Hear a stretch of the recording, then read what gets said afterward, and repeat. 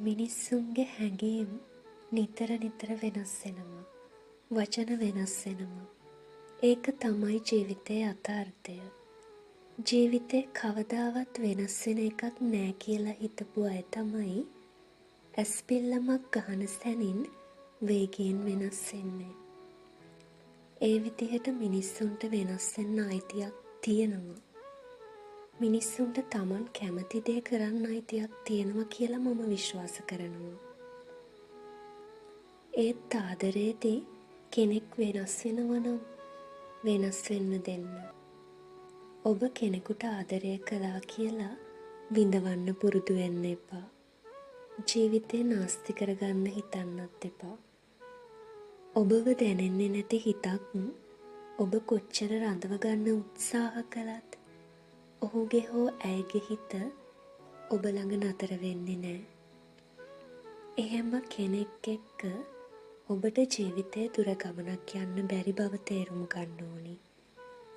ඒ වගේ හිතක් මගහැරෙන එක ගැන ඔබ සතුටු වෙන්න ඕනි. රිදෙන තැන් සැරින් සැරේ පාර ගන්න එක නවත්තන්න ඕනි. නමුත් හිතට දැනෙන වේදනාව දරා ගන්න පුරුදු වෙන්න ඕනි.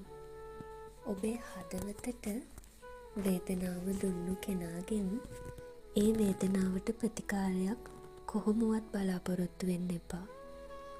මොකද ප්‍රතිකාරයට වඩා ඔවුන් ඔබව තවත් රිද්දවන එකයි කරන්නේ. ඔබ ලස්සනට ආදරය කරන්න ඕනි. ඔබව මගහරින හිතකට නෙවෙයි.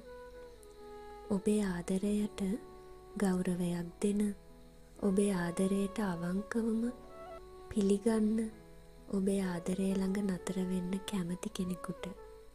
එතකොට තමයි මුළු ජීවිත කාලෙ පුරාවටම සතුටින් ඉන්න ලැබෙන්නේ. මේ වෙනස් වීම එක්ක ඔබේ දරා ගැනීම පුරුදු වෙන්න ඕනි.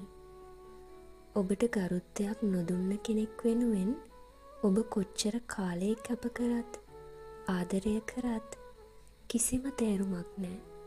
ඔබට ඔබ වගේම ආදරය කරන කෙනෙක් ලැබුණොත් දෙන්නටම ජීවිතේ සතුටින්ම ඉදිරියට යන්න පුළුවන්. ඔබට අවංකවම ආදරය කරන, ගරු කරන කෙනා මුණ ගැහෙනකන් ඔබ ඔබට ආදරය කරන්න. ඔබ ඔබව පරිස්සම් කරගන්න.